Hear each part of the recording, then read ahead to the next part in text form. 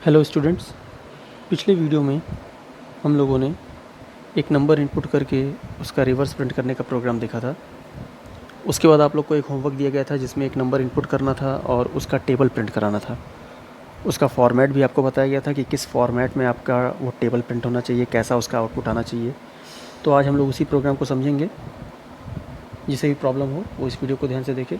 Right a program to input a number and print its table. तो चलिए इस programme को समझते हैं। तो सबसे पहले इस प्रोग्राम में देखने वाली चीज़ ये है कि इस प्रोग्राम में कितना वेरिएबल लिया जाएगा। तो कोई 3 वेरिएबल, कोई 4 वेरिएबल भी ले सकता है, कर सकता है, हो जाएगा उससे भी, लेकिन 2 ही वेरिएबल में हम लोग का ये प्रोग्राम बहुत आसानी से बन जाएगा। तो सबसे पहले देखिए यहाँ पे इंटीजर टाइप का 2 वेरिएबल लिया गया है। पहला वेरिएबल है n, जिसमें हम नंबर इनपुट करेंगे और जो नंबर हम n में इनपुट करेंगे उसका टेबल हम प्रिंट कराएंगे। और दूसरा वेरिएबल है i, जो कि लूप चलाने के लिए किया गया है। क्योंकि टेबल हम जब प्रिंट कराएंगे तो टेबल हम 1 से लेकर के 10 तक ही प्रिंट कराएंगे ना। n की वैल्यू कुछ भी इनपुट करें, उसको 1 से लेकर के 10 तक ही तो उसका टेबल हमको पढ़ना है, टेबल उसका प्रिंट कराना है। तो i को हम ले लिए हैं लूप चलाने के लिए। आप लोग देख भी रहे होंगे, लूप में दिख रहा होगा 1 से 10 तक का सिंपली लूप चलाया गया है। अब किसी को अगर ये लग रहा है कि कैसे लूप 1 से 10 तक चला दें, तो ये कॉमन सेंस वाली बात है कि टेबल हमको 10 तक ही अगर उसको प्रिंट कराना है, मतलब किसी भी नंबर का 1 से 10 तक में ही उसका टेबल हमको प्रिंट कराना है, तो ऑब्वियस सी बात है इनिशियल वैल्यू उसकी जो है वो 1 हो गई, फाइनल वैल्यू 10 हो गई। तो उसके अकॉर्डिंग यहाँ पे कंडीशन बना दी गई है। तो चलिए देखते हैं। यहाँ पे सबसे पहले वेरिएबल n और i ले लिया गया इंटीजर टाइप का। फिर उसके बाद CLR SCR फंक्शन यूज़ किया गया है। उसके बाद printf फंक्शन की मदद से एक मैसेज आएगा, एंटर अ नंबर, और scanf चलेगा। उसके बाद scanf की मदद से n की वैल्यू इनपुट हो जाएगी। तो n की वैल्यू जो है हम मान लेते हैं scanf से इनपुट हुई है हमारी n की वैल्यू।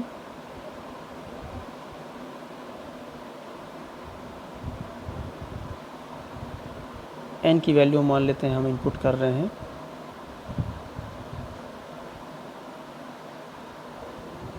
2, और फिर उसके बाद फॉर लूप चलना शुरू होगा। यहाँ पे इनिशियलाइजेशन हो रहा है i इक्वल टू 1, तो i में वैल्यू कितनी आ जाएगी, i में वैल्यू आ जाएगी 1। अब इसके बाद टेबल जो है लूप चलना स्टार्ट होगा। तो लूप चलेगा और आउटपुट कैसे प्रिंट होता रहेगा ये चीज़ ध्यान से देखिएगा।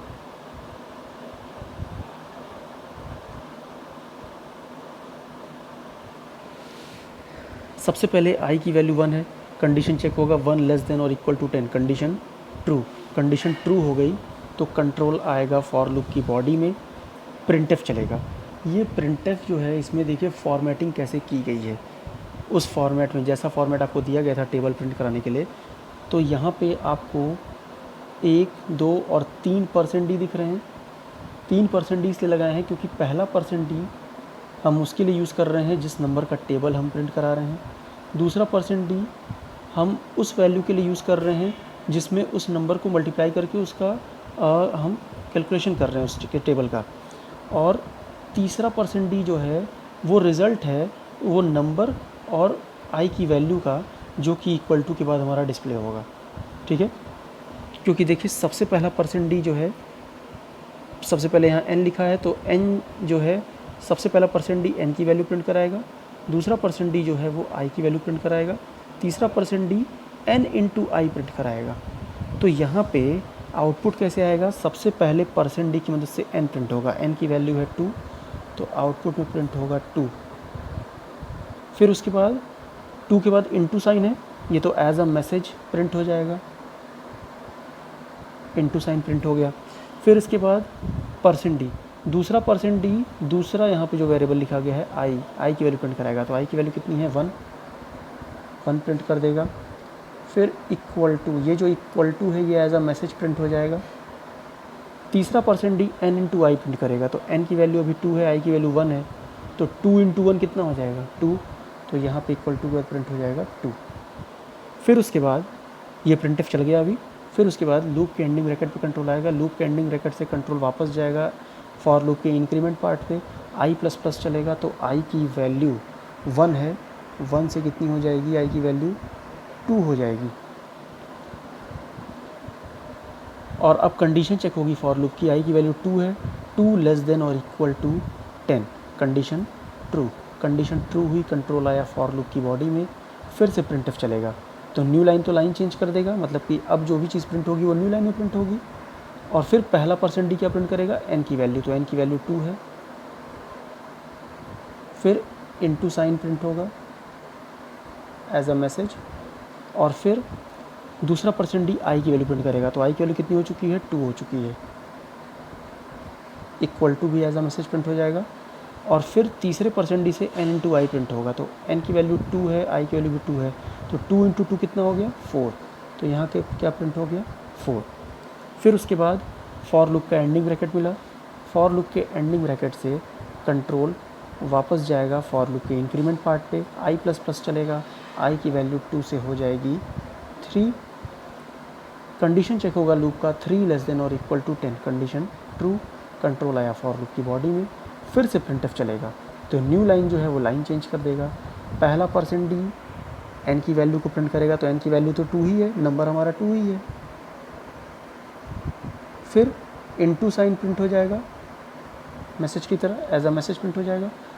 फिर दूसरे परसेंट डी से आई प्रिंट होगा, आई की वैल्यू कितनी है, 3, तो यहाँ प्रिंट हो जाएगा 3 इक्वल टू एन इंटू आई, तीसरे परसेंट डी से एन इंटू आई प्रिंट होगा। तो एन की वैल्यू 2 है, आई की वैल्यू 3 है, तो 2 इंटू 3 कितना हो जाएगा, 6, यहाँ 6 प्रिंट हो गया। फिर उसके बाद लूप के एंडिंग ब्रैकेट पे कंट्रोल आएगा, लूप के एंडिंग ब्रैकेट से कंट्रोल वापस जाएगा फॉर लूप के इंक्रीमेंट पार्ट पे, आई प्लस प्लस चलेगा, आई की वैल्यू 3 से कितनी हो जाएगी, 4। फिर उसके बाद फॉर लूप की कंडीशन चेक होगी, 4 लेस देन और इक्वल टू 10, कंडीशन ट्रू हो गई, कंडीशन ट्रू ही, कंट्रोल आया फॉर लूप की बॉडी में, फिर से प्रिंटफ चलेगा, न्यू लाइन जो है वो लाइन चेंज कर देगा, और फिर पहला परसेंट डी एन की वैल्यू यानी नंबर प्रिंट कराएगा 2, फिर into as a message print हो गया, फिर दूसरा परसेंट डी आई की वैल्यू प्रिंट कराएगा, तो आई की वैल्यू कितनी है, 4, तो आई की वैल्यू 4 है, तो यहाँ पे 4 प्रिंट हो जाएगा, फिर equal to as a message print हो जाएगा यहाँ पे। अब इक्वल टू प्रिंट होने के बाद तीसरा percent D N into I print करेगा, तो एन की वैल्यू 2 है, आई की वैल्यू 4 है, तो 2 इंटू 4 कितना हो जाएगा, 8, तो यहाँ पे क्या प्रिंट हो जाएगा, यहाँ पे प्रिंट हो जाएगा 8। फिर से प्रिंट एफ चल गया, फिर लूप के एंडिंग ब्रैकेट पे जाएगा कंट्रोल, फिर लूप के एंडिंग ब्रैकेट से कंट्रोल वापस जाएगा फॉर लूप के इंक्रीमेंट पार्ट पे, आई प्लस प्लस चलेगा, तो आई की वैल्यू 4 से हो जाएगी 5, फिर कंडीशन ट्रू होगी। अब ये लूप इसी तरीके से आगे चलता रहेगा कि नहीं, सेम इसी तरीके से चलता रहेगा, ठीक है। तो आप देख रहे होंगे इसमें कि ये जो प्रिंटफ की फॉर्मेटिंग की गई है, यही इसमें सबसे इम्पॉर्टेंट चीज़ है। इस फॉर्मेट में जो हमको प्रिंट कराना है अपना आउटपुट, वो इस तरीके से हम लोग फॉर्मेटिंग करेंगे, ठीक है। तो फॉर्मेटिंग जो है बहुत ही इम्पॉर्टेंट चीज़ होती है, इससे आपके आउटपुट का जो लुक है वो डिपेंड करता है। अगर हम स्लैश एन ना लगाएं या स्लैश एन बिना लगाए ही प्रोग्राम में आउटपुट प्रिंट कराते रहें, कहीं भी स्लैश एन ना लगाएं, तो सारी चीज़ें एक ही लाइन में प्रिंट होती रहेंगी, तो क्या वो आउटपुट आपका ज़्यादा बेहतर दिखेगा, कभी नहीं दिखेगा। तो स्लैश एन लगाया जाता है, या इस तरीके से यहाँ पे जो आउटपुट प्रिंट कराया जा रहा है, ये क्यों किया जा रहा है, जिससे कि आपका आउटपुट जो है वो काफ़ी अट्रैक्टिव दिखे, आसानी से देखते ही समझ में आ जाए चीज़ कि ये प्रोग्राम क्या है और क्या आउटपुट दे रहा है, ठीक है। तो मेन आप देख रहे होंगे कि इस प्रोग्राम में लॉजिक कोई डिफ़िकल्ट नहीं है, सिर्फ फॉर्मेटिंग का ही हम लोग को मेन ध्यान देना था। तो और ये भी एक चीज़, अगर किसी को इसमें कन्फ्यूजन हो कि 3% डी लगा है, तो ये याद रखिए कि वेरिएबल के नाम की जगह भी 3 चीज़ें लिखी हुई हैं, पहला एन, दूसरा आई, तीसरा एन इंटू आई। तो एन इंटू आई किसी को लग रहा है कि ऐसा एक्सप्रेशन लिखा जा सकता है कि नहीं, तो बिल्कुल लिखा जा सकता है। यहाँ पे एन इंटू आई लिखा जा सकता है, किसी भी तरह का एक्सप्रेशन भी पर से लिखा हुआ मिल सकता है यहाँ पे।